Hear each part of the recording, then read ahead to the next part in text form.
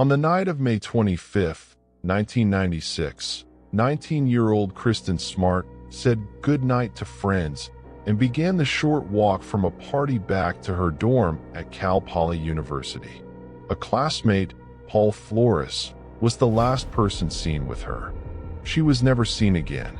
No struggle, no crime scene, no body was ever found. Police zeroed in on Flores, but his story shifted and evidence was mishandled. The case went cold for decades.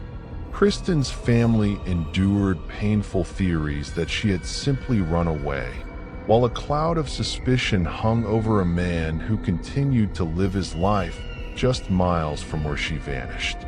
For 25 years, her parents fought a lonely battle, their lives defined by a single, haunting question: what happened to their daughter?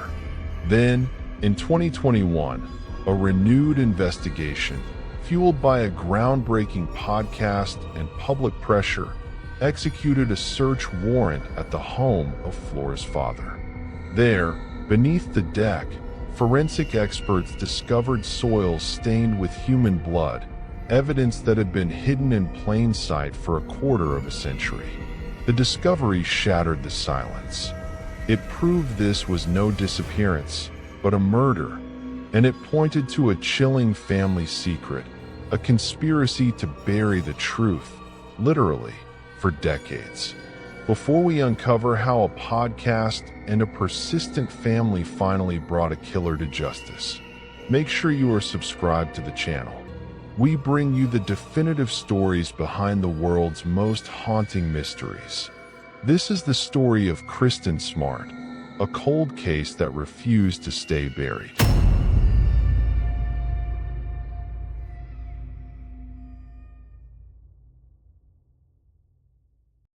Kristin Denise Smart was a young woman whose life carried every sign of promise. Born to Stan and Denise Smart and raised in Stockton, California, she was the eldest of 3 children, gentle in manner and purposeful in her plans. She graduated from Lincoln High School in 1995 and enrolled at California Polytechnic State University in San Luis Obispo the following fall. She worked as a lifeguard and a camp counselor, jobs that demanded responsibility and calm under pressure, and she spent a summer working at Camp Mokule'a in Hawaii. These roles were small markers of character, a readiness to care for others, a steadiness of temperament, and a work ethic that matched her modest ambitions. At Cal Poly, Kristin settled into the ordinary rhythms of freshman life. She kept to her studies and made friends.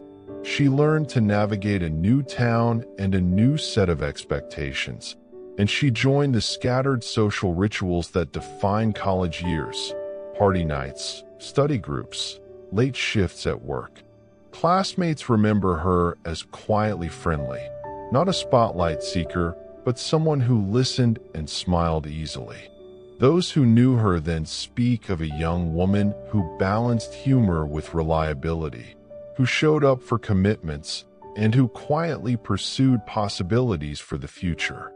Her ordinary steadiness became, in later retellings, the most heartbreaking detail, a life so small in its public footprint, and yet so full in its private depth.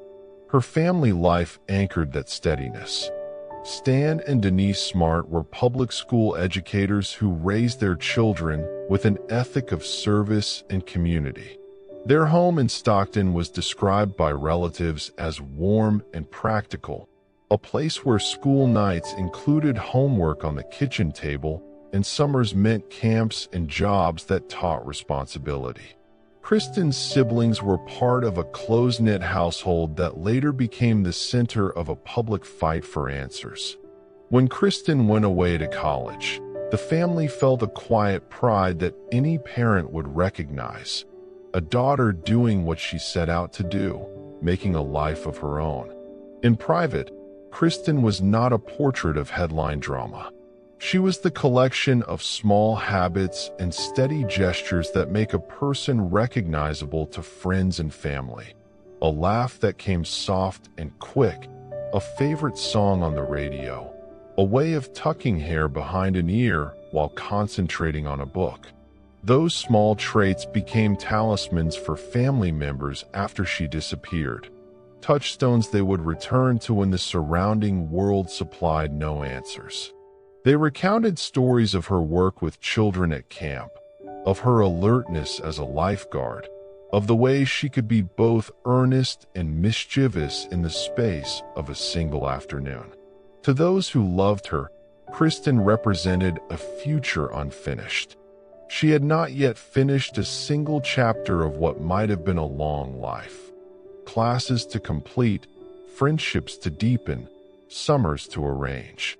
Her ordinary choices, courses selected, shifts worked, friendships tended, were the map investigators would later study for signposts and absences. How can one reconcile a life so modest and public record with the intensity of the public effort that followed? How can the small details of diaries and phone logs feel like a lifeline to a child who is gone? The Smart family's response to her disappearance would come to define them in the public eye. Stan and Denise channeled grief into relentless advocacy. They pressed law enforcement to act. They maintained public visibility, and they kept Kristin's name in newspapers, on billboards, and in the halls of civic memory. They established scholarships and public campaigns aimed at keeping awareness alive. Their grief became a public mission that transformed private loss into a prolonged plea for truth. Their persistence would not only keep the case out of the quiet folder of forgotten files, but would also shape legislation and campus policy discussions in the years that followed. Friends and classmates also felt the loss as a personal rupture. Those who had sat with her at lunch, who had walked the campus paths beside her, described a void that was felt in routine places, an empty seat in a classroom, a missed shift at work, a silent phone that once might have rung with a trivial joke. In those initial days, their confusion was practical as much as emotional. Searches organized by students, posters taped to telephone poles, a community mobilized by the alarm that something ordinary had gone wrong. Kristin's life, measured in small, human increments, would become the lens through which larger questions were asked. What did the disappearance say about campus safety? What did it reveal about institutional response when a student went missing? How should communities balance trust with vigilance? These were not abstract queries for the Smart family. They were urgent questions that carried direct consequences for how institutions would be held accountable in future cases. In remembering Kristin, those who loved her always returned to the same set of details: the work ethic she showed as a lifeguard, the summers she spent mentoring children, the soft laugh and practical kindness that marked daily life. Those ordinary memories resisted the impulse to sensationalize. They demanded a sober reconstruction, a fact-driven remembrance that honored the person now at the center of a national conversation about justice and memory. For the Smart family, Kristin's life, so candid and unadorned, was the compass that guided both grief and the long, public search for answers. Their advocacy eventually helped spur legislative attention, with campus safety reforms debated and, later, scholarship funds and civic honors in Kristin's name. But those formal recognitions could never undo the daily absence. Still, the family's choice to turn grief into public service shaped the narrative. They met reporters, testified before committees, and kept billboards standing where once only a missing child's photo had been pinned. Their activism reminded a weary public that behind every cold case is a household that remains unwhole in relentless hope for answers each day. The night was ordinary, the kind of weekend night familiar on college campuses across the country. It was Memorial Day weekend, May 25th, 1996. Students at California Polytechnic State University in San Luis Obispo filled the evening with parties, music, and the easy ritual of gathering. Kristin Smart was 19, finishing her freshman year, and she joined friends for a party at a house on Crandall Way, just a short walk from the campus dorms. It wasn't a particularly wild night, nor was it unusual for students to walk the neighborhood, moving from one gathering to another. The house at 135 Crandall Way was crowded, but not chaotic. Music spilled into the street, drinks circulated, and conversations wove between strangers and friends. Kristin arrived late, sometime after 10:30 p.m. She was dressed casually, blending in with the mix of students who drifted in and out of the party. She was known as friendly but not overly social. She often went along with friends but didn't seek the spotlight. As the evening wore on, Kristin seemed detached, perhaps frustrated. Witnesses later recalled she appeared uncomfortable, possibly intoxicated, or simply overwhelmed by the scene. At one point, she attempted to call home from a payphone, though the call never connected. Around 2 a.m., the party was winding down. Kristin, who was 6'1" and easily recognized in a crowd, was last seen leaving the house. She wasn't steady on her feet. Two students, Cheryl Anderson and Tim Davis, saw Kristin outside. She had collapsed at one point on a neighbor's lawn, apparently too intoxicated to walk unassisted. They decided to help her back toward the dorms. Both were sober. Both felt a sense of duty in the moment. Walking alongside them was another student, Paul Flores. He was a fellow freshman, an acquaintance, but not a close friend to Kristin. He had been lingering near her during the party, and now, on that walk home, he positioned himself as the one willing to take responsibility. The group began the half-mile trek back to campus. Davis lived off campus and soon split from the group, heading in the opposite direction. That left Cheryl Anderson, Kristin, and Paul Flores. As they walked, Kristin leaned heavily on Anderson at times, unsteady but trying to continue forward. When they reached the intersection near the Cal Poly campus, Cheryl Anderson said she needed to turn toward her dorm. She hesitated, concerned about leaving Kristin, but Paul Flores assured her he would take Kristin the rest of the way. His dorm, Santa Lucia Hall, was closer than Kristin's Muir Hall. He said he would make sure she got back safely. It was the last time anyone, aside from Flores, would ever see Kristin alive. The walk from the party to the dorms was less than 10 minutes. A short distance on familiar paths, past streetlights, through the well-traveled heart of a college campus. How does a young woman disappear in that space?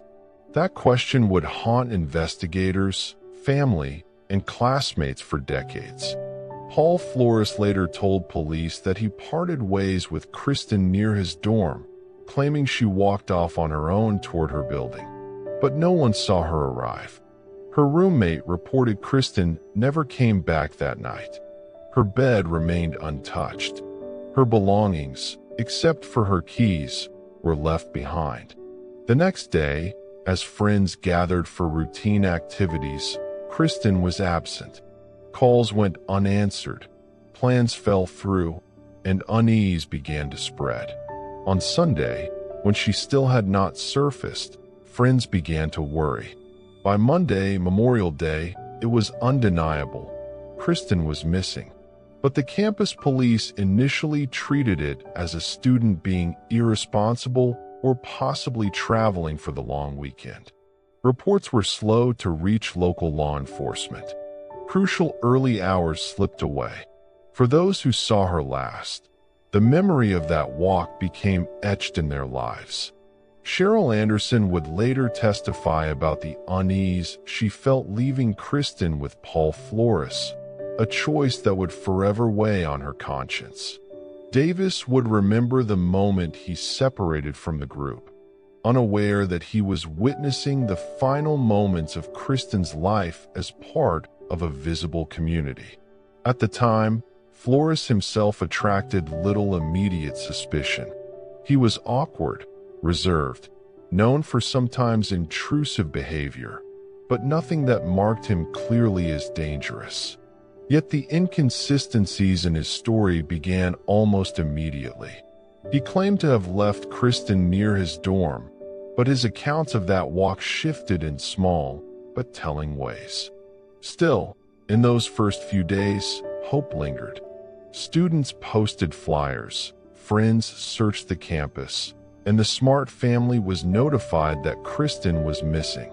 They assumed answers would be quick in coming. How could someone vanish from a campus surrounded by hundreds of witnesses on a weekend filled with activity? But there were no answers. Kristin had vanished into a silence that would stretch for decades. The disappearance was not just a crime scene without a body. It was an absence without explanation. Every detail of that night would later be scrutinized.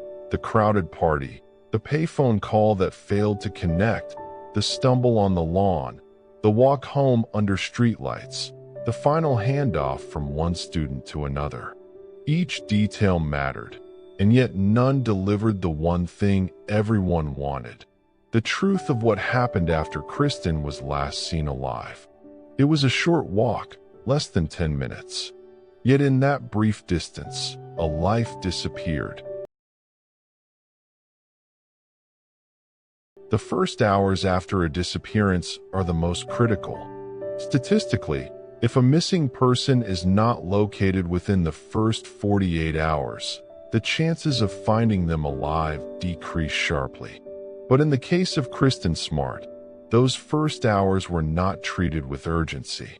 On Sunday, May 26th, friends assumed she might be sleeping in or spending time with others off campus. Kristin had a free spirit, and though she wasn't reckless, it wasn't impossible to imagine her staying elsewhere for the night. But by the end of that day, when no one had seen her, the unease deepened. By Monday, Memorial Day, her absence could no longer be explained away. Kristin had not called her parents, had not returned to her dorm, had not checked in with friends. She was scheduled to work a shift as a lifeguard that weekend, a job she valued. She never showed. That was not like her. Her friends reported her missing to the Cal Poly campus police. And here, a mistake was made, one that would echo across the next 25 years. Campus police assumed Kristin had gone away for the long weekend. They treated her as a runaway, a young adult making independent choices.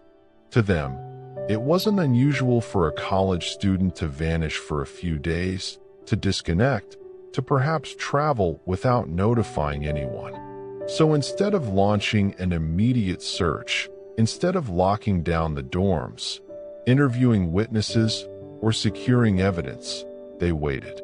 Hours passed. Days passed.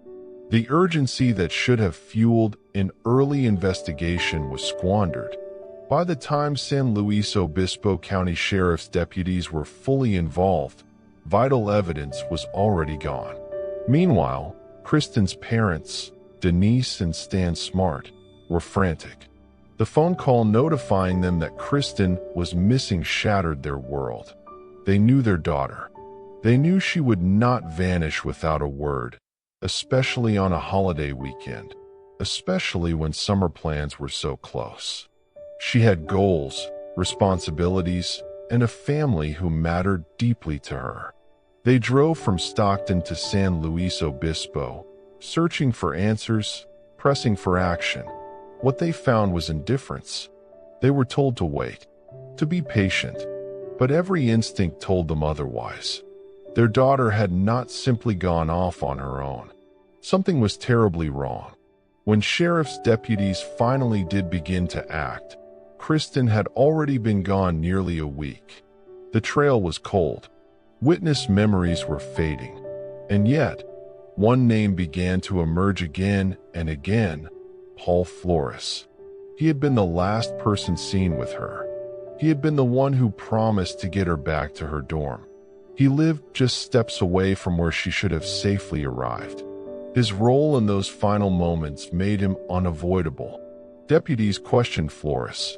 He told them his story. He had escorted Kristin as far as his dorm, Santa Lucia Hall, and then parted ways. She had gone off toward her own dorm, alone. That was all. But even in that first conversation, something was off. Flores had a black eye. When asked about it, he gave inconsistent explanations. First, he said he got it playing basketball. Later, he said he got it while fixing his car. The shifting stories set off alarm bells. But without hard evidence, without a body, deputies were limited in what they could do. Campus police finally allowed deputies to search Kristin's dorm room. Inside, her wallet was still there. Her ID, her clothes, everything except the keys she had carried with her the night of the party. The untouched state of the room only reinforced what her parents already knew. Kristin had not left on her own. Searches began across the campus. Deputies brought in cadaver dogs, trained to detect human remains. When they entered Santa Lucia Hall, the dorm where Flores lived, the dogs reacted strongly. Multiple dogs separately alerted to his room, specifically to the mattress on his bed. It was the kind of alert handlers do not dismiss lightly. Something in that room had signaled death. Yet still, no physical evidence was found. No blood, no body, no weapon. The investigation was stalled by the absence of tangible proof. Flores denied involvement. He invoked his right to silence when pressed, and the law, without stronger evidence, was forced to let him walk free. Kristin's family was devastated by the delays and the apparent mishandling of the case. They pleaded with media outlets, urging the public not to forget her. Flyers went up, photographs of a smiling 19-year-old with blonde hair and bright eyes, beneath the word, "missing." The community rallied at first, with volunteer searches across fields, ravines, and coastal areas. Hundreds of people joined, scouring San Luis Obispo County for any trace of Kristin. But weeks passed, and nothing surfaced. No clothing, no shoes, no body. The Smart family began to sense that Kristin was not simply missing. She had been taken, silenced, and they feared that whoever was responsible might never be held accountable if law enforcement continued to move at this pace. By June 1996, the case had shifted from a simple missing person report to something darker, a suspected homicide. Investigators no longer believed Kristin had disappeared willingly. The focus tightened on Paul Flores, but without evidence, there was little they could do beyond surveillance and questioning.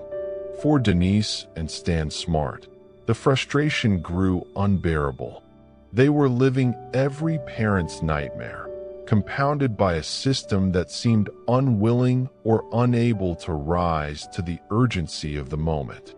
Their daughter had vanished into a 10-minute walk on a college campus, and yet the institution meant to protect its students had failed her in the most fundamental way. The first weeks after Kristin Smart's disappearance set the tone for the decades that followed. A story of missed chances, mounting suspicion, and a family forced to carry a burden of grief without answers. Kristin was not just another student gone for the weekend. She was gone for good, and from the very start, the trail to justice was already compromised. From the very beginning, one name sat at the center of Kristin Smart's disappearance: Paul Flores. He was the last known person to see her alive. He had walked with her on that final stretch toward the dorms, and he had told police a story that did not fully add up. Paul Flores was a fellow Cal Poly student, 19 years old at the time, known around campus, but not in the way Kristin was. Where she was outgoing, socially curious, and warm, Paul carried a reputation for awkwardness, for pushing boundaries, for making people uncomfortable. Many students described him as someone who had trouble taking no for an answer. Some avoided him entirely. After Kristin went missing, Flores became the unavoidable figure in every conversation about what had happened that night. And the closer investigators looked, the more troubling details emerged. His black eye was the first red flag. When deputies noticed it, they asked for an explanation. His story shifted with each telling. First, basketball. Then, working on his car. Later still, simply bumping into something. That inconsistency stood out. If you are telling the truth, the story doesn't change. But when you're hiding something, even the smallest detail becomes slippery. The cadaver dogs added more weight. Multiple dogs independently alerted in Flores's dorm room, specifically on his mattress. For handlers, this was no coincidence. Dogs trained at this level are highly reliable. What they detected indicated that a human body or human remains had been in close contact with that bed. And yet, when investigators tested for physical evidence, they found nothing conclusive. No blood, no fibers, no fingerprints connecting Kristin directly to that room. The mattress itself was taken as evidence, but science at the time lacked the forensic power it would gain in later decades. Without DNA or other physical proof, the dog alerts were considered suggestive, but not enough to move forward in court. Flores himself offered little cooperation. When questioned, he grew evasive, clamming up under pressure. At one point, when asked directly about Kristin's whereabouts, he responded flatly, "She's home with my parents." The answer chilled investigators. It was not a joke. It sounded like a slip, the kind of thing said by someone who knows far more than he should. Witnesses from the party also raised concerns. Several people reported that Flores had been following Kristin that night, hovering near her, refusing to leave her side. He had been drinking heavily, some said, and seemed fixated on her. Kristin, at nearly 6 feet tall, stood out in a crowd, and she was visibly intoxicated, a fact that made her vulnerable. To those present, it seemed Paul had seized on that vulnerability. Despite the growing suspicion, there was a problem investigators could not escape. Kristin's body had not been found. In a murder case, a body is the most critical piece of evidence. Without it, prosecutors face an uphill battle. Juries are hesitant to convict when they cannot see tangible proof of death.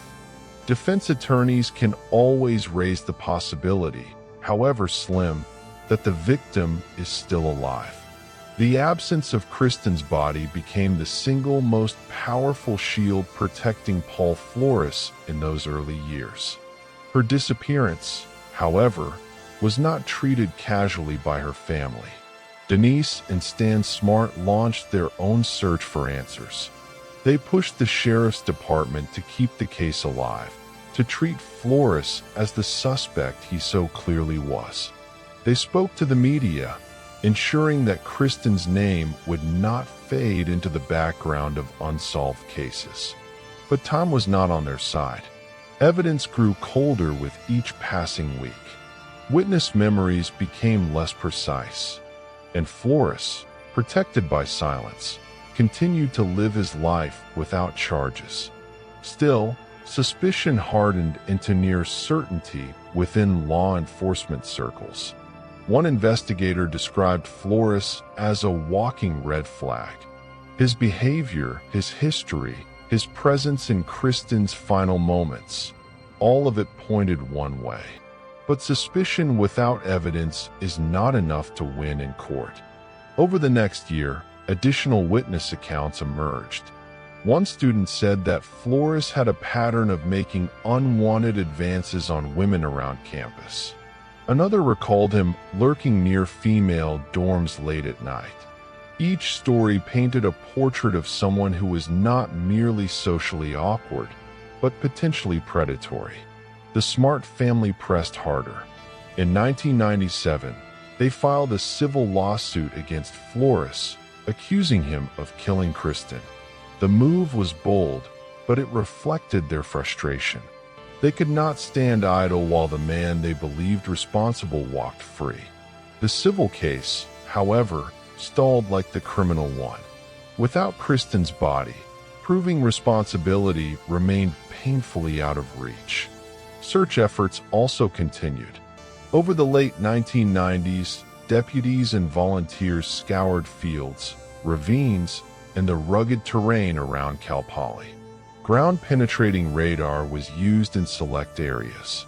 Even concrete slabs were broken up in search of hidden remains. Each search ended the same way, with nothing. Flores, meanwhile, lived under a cloud of suspicion but not under arrest. Some friends said he seemed to relish the attention, even making offhand comments that unsettled those around him. To the Smart family, it felt like salt in an open wound. By the end of the 1990s, Kristin's disappearance had become one of California's most haunting cold cases. A bright, young college freshman had walked 10 minutes across campus and never been seen again. And though everyone seemed to know who was responsible, no one could prove it. The question lingered. How could someone commit a crime so brazen, leave behind so many red flags, and yet remain untouchable? For the Smart family, the years ahead would be defined by that question. Paul Flores was the obvious suspect. But until investigators could bridge the gap between suspicion and evidence, Kristin's story would remain a mystery. And in that gap, the Smart family would be forced to live year after painful year. As the years passed, the case of Kristin Smart settled into a painful limbo. She had not been found. Paul Flores had not been charged. And her family lived with the unbearable weight of knowing who had likely taken her, yet being powerless to bring him to justice. The 2000s arrived with no breakthrough. For the Smart family, each passing year without answers was a fresh wound. Birthdays, holidays, anniversaries, all carried the same absence. Denise and Stan Smart would set an empty chair at the table, a silent reminder that Kristin's place in their lives was permanent, even if she was gone. They kept her memory alive through the Kristin Smart Foundation, offering scholarships and support to students. It was their way of channeling grief into action. But beneath the surface, the torment was constant. They wanted not just remembrance, they wanted accountability. Law enforcement never officially closed the case.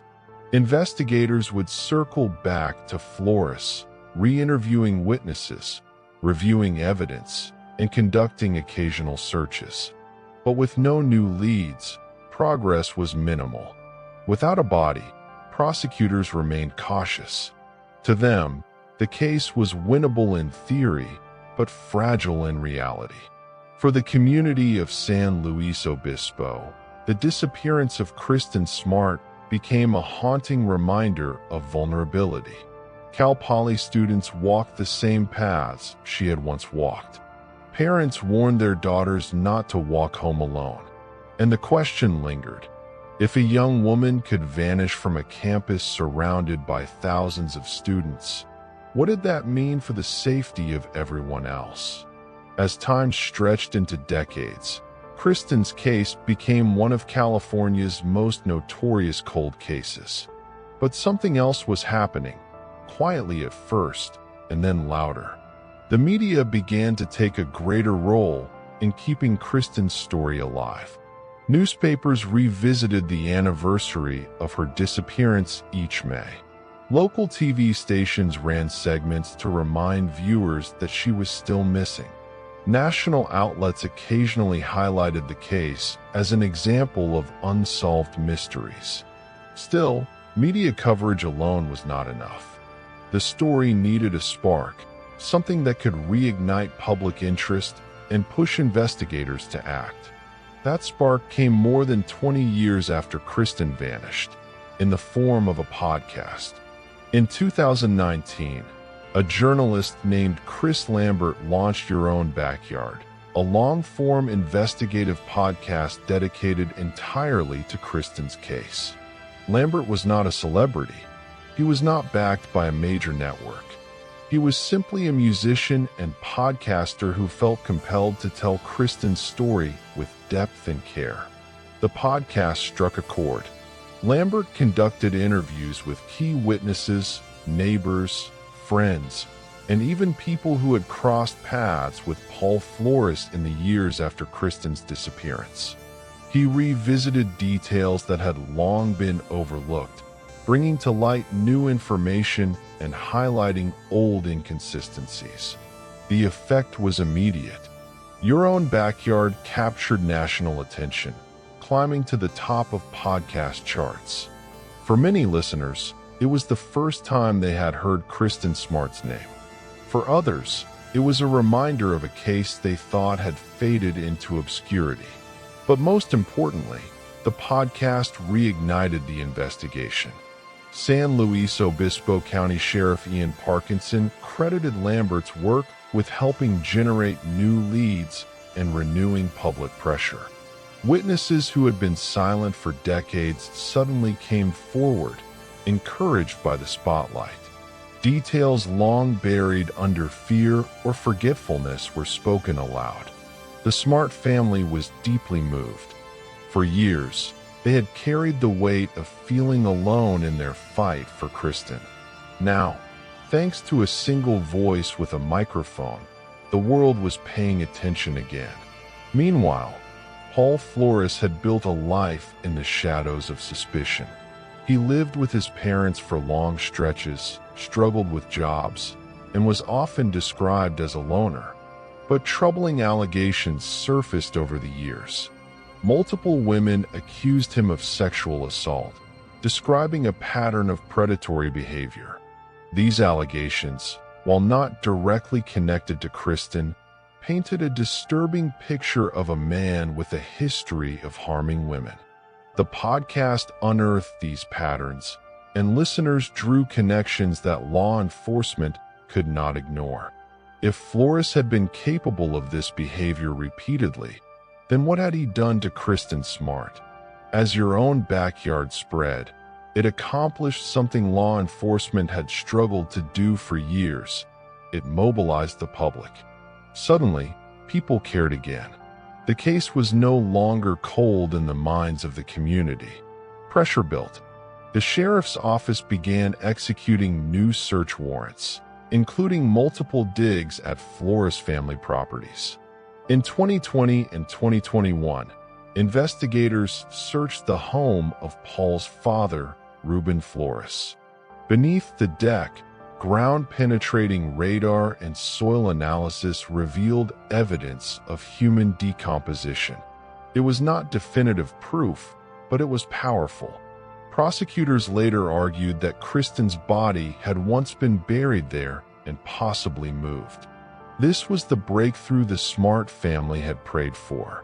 After decades of silence, after years of feeling invisible, the wheels of justice were finally turning. The decades-long mystery was not solved yet, but for the first time in 25 years, it felt solvable. The silence had cracked. The story was alive again. And as the Smart family prepared themselves for what was coming next, arrests, trials, and the grueling process of seeking justice without a body, one fact remained clear. Without persistence, without public pressure, Without a podcast made by a single determined voice, Kristin's case might have remained unsolved forever. For 24 years, the name Paul Flores hovered like a shadow over the case of Kristin Smart. He was never cleared, but he was never charged. He remained in limbo, a suspect everyone pointed to, yet a man the law had never cornered. But the momentum had shifted. By 2019, your own backyard had reopened old wounds and exposed forgotten truths. It gave investigators something they had long lacked: leverage, public attention, witnesses willing to talk, a renewed urgency that could not be ignored. San Luis Obispo County Sheriff Ian Parkinson announced that new search warrants were being served. The tone was no longer tentative. It was decisive. Investigators dug into Paul Flores's past, his present, and the property that had long been whispered about in hushed tones: his father Ruben's home in Arroyo Grande. In March 2021, deputies descended on the property with ground-penetrating radar and cadaver dogs. Beneath the deck, they discovered disturbed soil. Layers of dirt showed signs of having been dug up and refilled. Testing indicated the presence of human decomposition. It was not Kristin's body, but it was something. Prosecutors later argued that Kristin had once been buried there and then moved. The possibility was chilling. Had Kristin's remains been hidden in plain sight, only to be relocated when investigators closed in?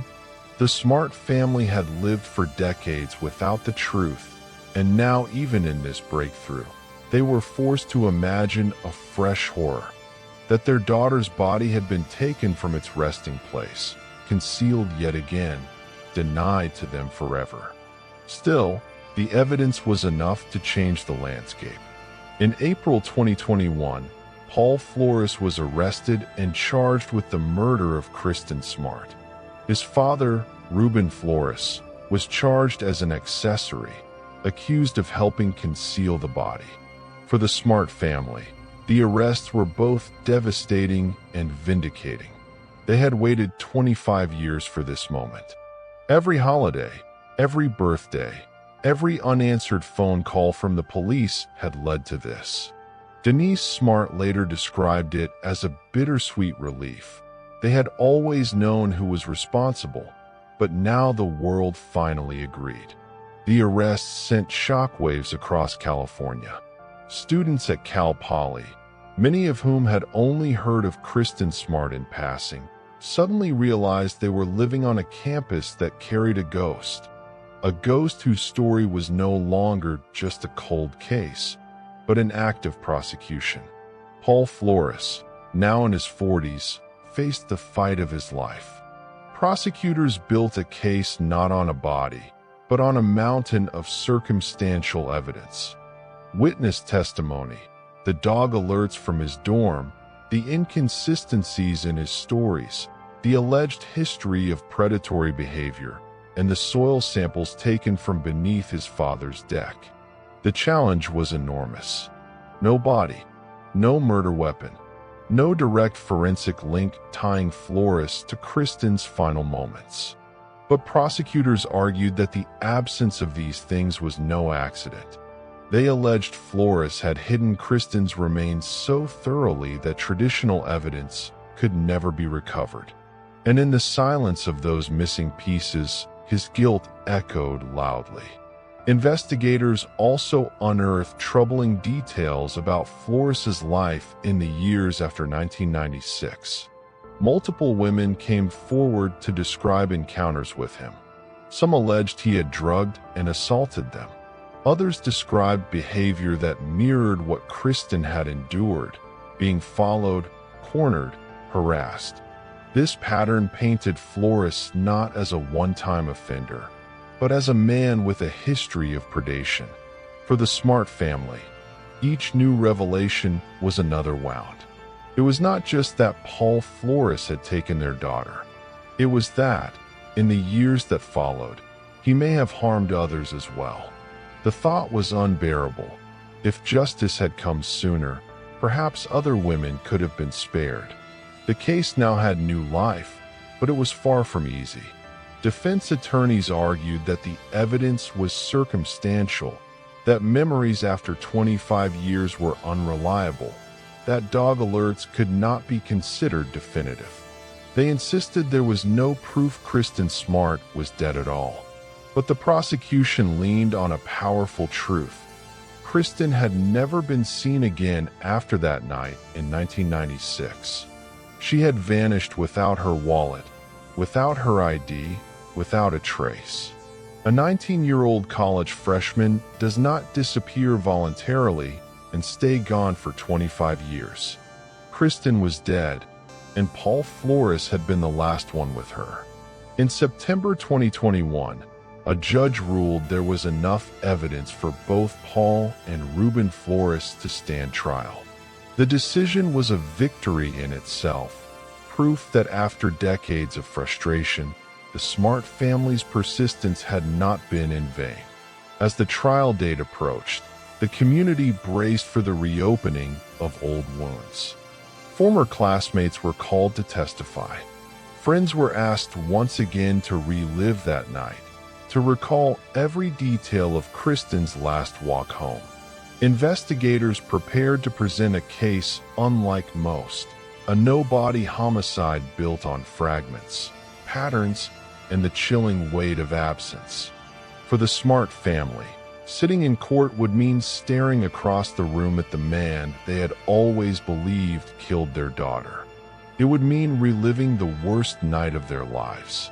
But it would also mean finally stepping into the arena where justice could be decided.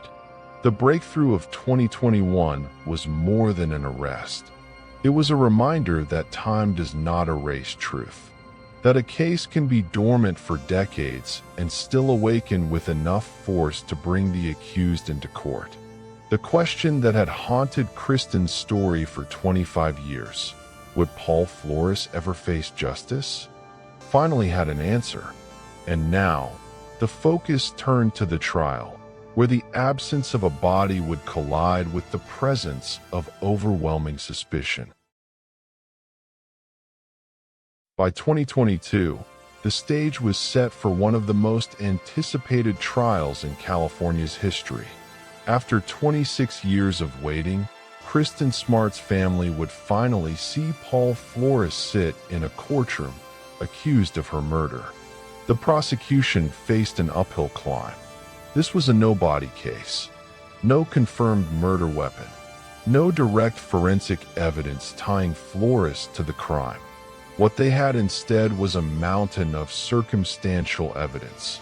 Dog alerts, inconsistent statements, witness testimony, and decades of disturbing patterns in Paul Flores's behavior. To most jurors, these pieces had to form a coherent picture, a picture clear enough to convict. The trial was moved to Monterey County, about 150 miles away from San Luis Obispo, due to concerns about impartiality. The Kristin Smart case had become a household name in San Luis Obispo County, and the court wanted jurors who had not been saturated with years of local news and speculation. Inside the courtroom, the Smart family sat together, their presence a quiet but unshakable reminder of why they were there. Denise Smart, Kristin's mother, had long said she wanted the truth more than anything else. Now, she sat just a few feet away from the man accused of silencing her daughter. The prosecution opened by laying out a timeline that had haunted the case for decades. They reminded the jury of Kristin's last walk home, of Paul Flores stepping in as the Good Samaritan, who insisted he would take her safely to her dorm. They highlighted the fact that she was never seen again after being alone with him. Witness after witness recounted that night in May 1996. Cheryl Anderson told the jury about leaving Kristin with Flores and the unease she felt about it. Tim Davis confirmed he had walked part of the way with Kristin but turned off toward his own home, leaving Flores to take her the rest of the way. Cadaver dog handlers testified about their alerts in Flores's dorm room. They described how the dogs consistently indicated the scent of human remains on his mattress. The soil samples from Ruben Flores's backyard were presented as well. Experts testified that the disturbed dirt beneath the deck showed signs of human decomposition. Prosecutors argued this was where Kristin's body had once been hidden before being moved. But perhaps the most damning testimony came from women who described Paul Flores's behavior over the years. Several alleged that he had drugged or assaulted them. Others described encounters in which he cornered them, made aggressive advances, or refused to take no for an answer. These accounts painted Flores not as a misunderstood young man, but as a predator with a clear pattern of targeting vulnerable women. The defense countered that the case was built on speculation, not evidence. They argued that memories after 25 years could not be trusted, that cadaver dogs, while valuable, were not infallible, that soil samples were inconclusive. They hammered one point again and again: no body, no murder weapon, no proof. They insisted Kristin Smart had simply vanished, and that while Paul Flores may have been the last to see her, that did not make him guilty. For the jury, the decision came down to one haunting question: was the absence of direct evidence outweighed by the overwhelming presence of circumstantial evidence? Over the weeks of testimony, the emotional toll on the Smart family was visible. They listened as the details of their daughter's disappearance were relived, as theories of her burial and reburial were discussed, as strangers spoke about her final moments with the man accused of killing her. And then came closing arguments. Prosecutors told the jury that Paul Flores had lived under suspicion for 26 years because he was guilty, because every piece of evidence pointed to him. They argued that Kristin Smart had not disappeared by choice. She had been taken. She had been killed, and Paul Flores was the one who had done it. The defense pleaded for doubt. They reminded the jury that the law required proof beyond a reasonable doubt. They warned against convicting a man on what they called assumptions and suspicions. When the jury retired to deliberate, the weight of 26 years hung in the balance. Hours turned to days, and then, on October 18, 2022, the verdict was read. Paul Flores was found guilty of the murder of Kristin Smart. The courtroom erupted in emotion. For the Smart family, it was the moment they had waited for since May 25, 1996. Denise and Stan Smart held each other, their faces marked with relief and grief in equal measure. Justice had finally come, but Kristin was still gone. As for Ruben Flores, the jury found him not guilty of being an accessory. They believed prosecutors had not proven beyond a reasonable doubt that he had knowingly helped conceal Kristin's body. The decision was bittersweet for the Smart family, but the focus remained on the conviction that mattered most. Paul Flores was later sentenced to 25 years to life in prison. For the first time in more than a quarter century, the man long suspected of killing Kristin Smart was behind bars. The verdict did not end the Smart family's suffering. They still had no body to bury, no grave to visit. But it did bring a measure of closure. After decades of frustration, delays, and false starts, they could finally say that Kristin's case was not just a cold mystery. It was a crime that had been solved. The trial of Paul Flores became a landmark case, one of the rare instances where someone was convicted of murder without the victim's body ever being found. It proved that silence, no matter how carefully maintained, can still be broken. For Kristin's family, justice had been delayed, but it had not been denied. The guilty verdict in October 2022 did not end the Kristin Smart story. In many ways, it marked the beginning of a new chapter, one where the family, the community, and even the justice system were forced to reflect on what it meant to fight for 26 years to bring a killer to trial. For the Smart family, the conviction of Paul Flores was a bittersweet victory. They had achieved the justice they long demanded, but it was justice without their daughter. Kristin was still missing. Her body never recovered. For Denise Smart, Kristin's mother, it meant living with the ache of knowing that while the courts had confirmed what she always believed, that Paul Flores killed her daughter, she would never be able to bring Kristin home. In public statements, the Smarts expressed both gratitude and exhaustion. They thanked investigators, prosecutors, and the countless strangers who had kept Kristin's memory alive. But they also reminded the world that justice delayed is justice denied. Had the system moved faster, they argued, Paul Flores might have been stopped years earlier, sparing other women from harm. The case became a cautionary tale about persistence and about failure. For years, police had focused too narrowly, lacked evidence, or simply failed to act decisively. It took relentless advocacy, new technology, and even public pressure stirred by a podcast to bring the case back into focus. At California Polytechnic State University, the impact was profound.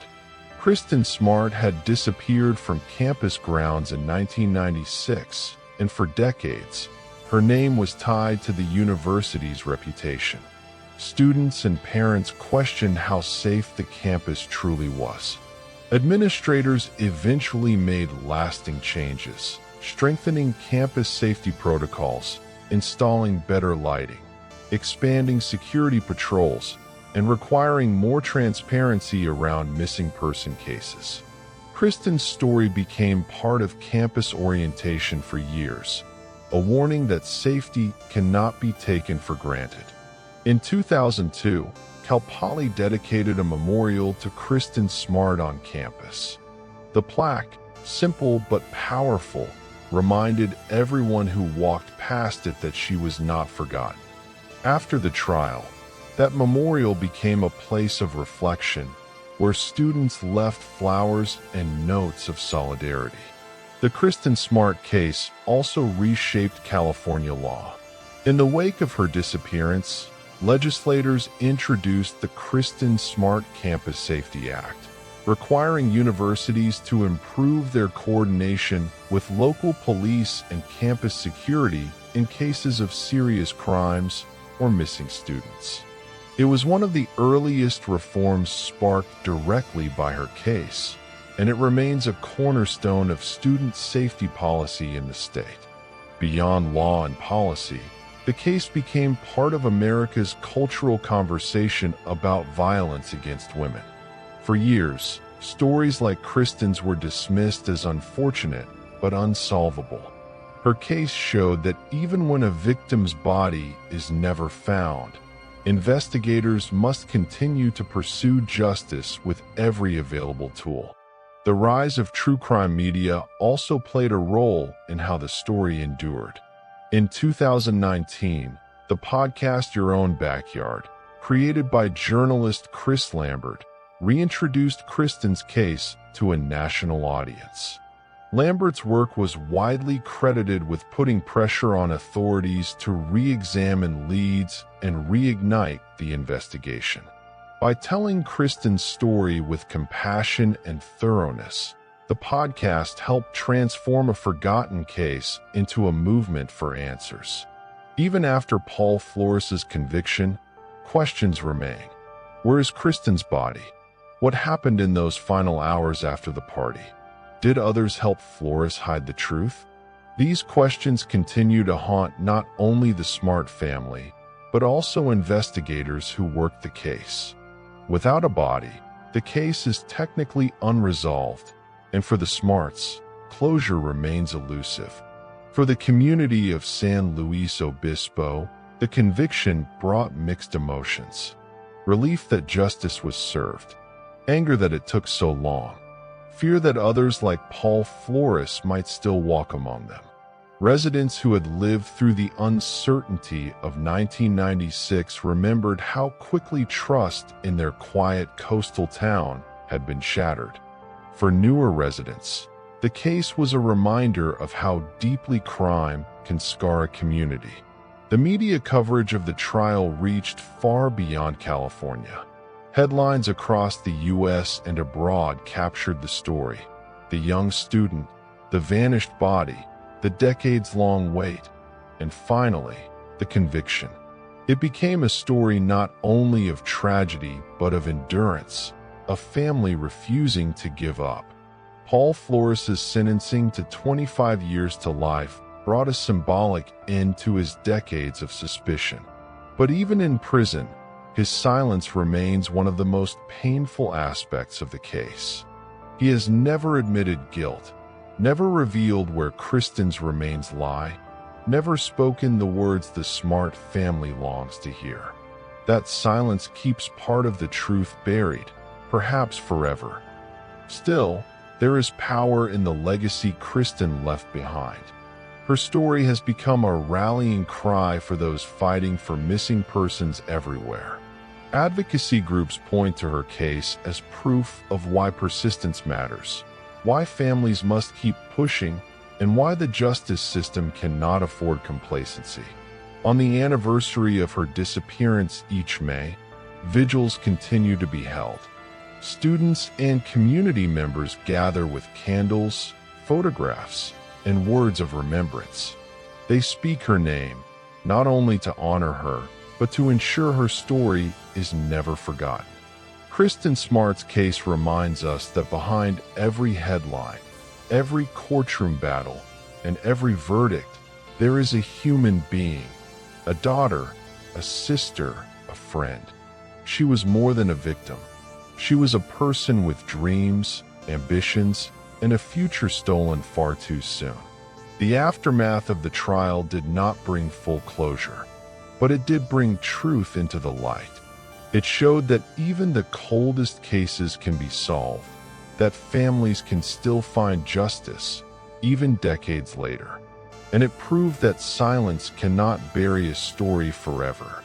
Kristin's legacy lives on in safer campuses, in stronger laws, in the voices of families who refuse to give up, and in the reminder that justice, though delayed, is always worth the fight.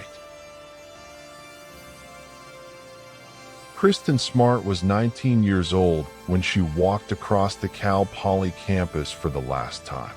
She carried no luggage, no plan to vanish, no intention of leaving her life behind.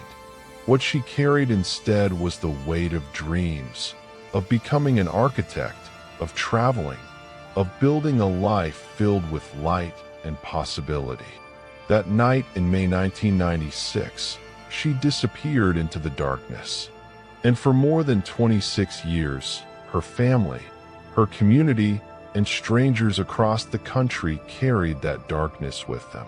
The story of Kristin Smart is one of tragedy, but it is also a story of perseverance. Her parents never stopped searching. Detectives never stopped probing. Journalists never stopped asking questions. And ordinary people, college students, podcast listeners, advocates for missing persons, never stopped saying her name. Justice did not come quickly. It did not come easily. But it came. Paul Flores now sits in a prison cell, convicted of her murder.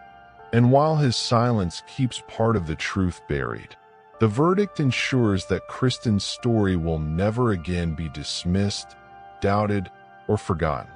When we look back on this case, it forces us to confront painful truths. How many times do we look away when a woman says she feels unsafe? How often do we doubt victims instead of protecting them? How easily do cases slip into cold files when the trail grows hard? Kristin Smart's story shows us why those questions matter. Because behind every headline is a family, Behind every missing persons poster is a human life. And behind every delay is the possibility that someone dangerous remains free. But her story also shows the power of persistence. Her family's unwavering fight is the reason this case never disappeared into silence. Her community's memory is the reason her name endured. And the determination of those who refuse to give up, from investigators to everyday citizens, is the reason a verdict was finally reached. Kristin Smart's legacy is not only in the trial that bore her name. It lives in stronger campus safety laws, in heightened awareness of missing persons cases, in every family that finds strength to keep demanding answers, and in the reminder that even when justice is delayed, it can still be delivered. For the Smart family, there will always be an empty chair at the table, a birthday never celebrated, a daughter who never came home.